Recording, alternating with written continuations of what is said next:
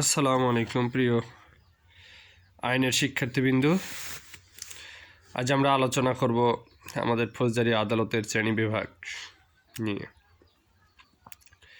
Supreme court এবং এই আইন ছাড়া বর্তমানে বলবৎ অন্য কোনো আইন বলে প্রতিষ্ঠিত আদালত ছাড়াও দুই ধরনের ফৌজদারি আদালত থাকবে।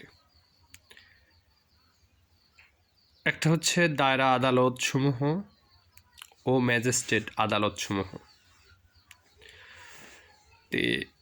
আমাদের ম্যাজিস্ট্রেট আদালতকে আবার দুই শ্রেণীতে ভাগ করা হয়েছে, জুডিশিয়াল ম্যাজিস্ট্রেট ও নির্বাহী ম্যাজিস্ট্রেট।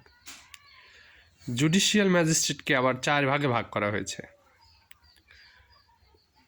তো মেট্রোপলিটন এলাকায় চিফ মেট্রোপলিটন ম্যাজিস্ট্রেট, অন্যান্য এলাকায় চিফ জুডিশিয়াল ম্যাজিস্ট্রেট।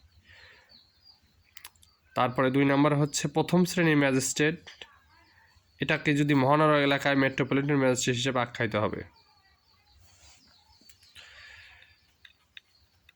আর দ্বিতীয় শ্রেণীর ম্যাজিস্ট্রেট, তৃতীয় শ্রেণীর ম্যাজিস্ট্রেট। তাহলে আমরা বুঝলাম যে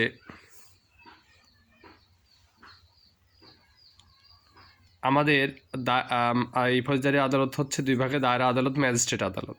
তো আমরা দায়রা আদালত এখানে আমরা ভাগ বন্টন দেখাইনি, আমরা দেখাইছি ম্যাজিস্ট্রেট আদালতের। ম্যাজিস্ট্রেট আদালত দুই ভাগে ভাগ করা হয়েছে, জুডিশিয়াল ম্যাজিস্ট্রেট, নির্বাহী ম্যাজিস্ট্রেট। জুডিশিয়াল ম্যাজিস্ট্রেট আবার চার ভাগে ভাগ করা হয়েছে। তো আমরা যদি এই চার ভাগের পেছনের থেকে আসি, তাহলে লাস্ট হচ্ছে তৃতীয় শ্রেণী ম্যাজিস্ট্রেট, তার আগেরটা তার উপরেরটা হচ্ছে দ্বিতীয় শ্রেণী ম্যাজিস্ট্রেট।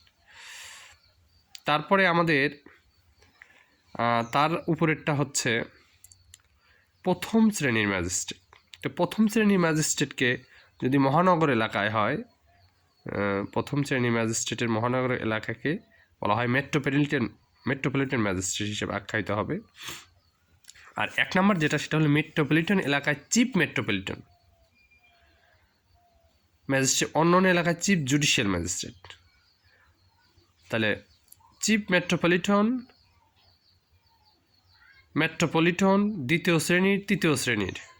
আবার যদি বলেন যে চিফ জুডিশিয়াল প্রথম শ্রেণীর, দ্বিতীয় শ্রেণীর, তৃতীয় শ্রেণীর। এইভাবে আমরা আদালত সমূহকে ভাগ করেছি। ধন্যবাদ, আজকে এ পর্যন্ত।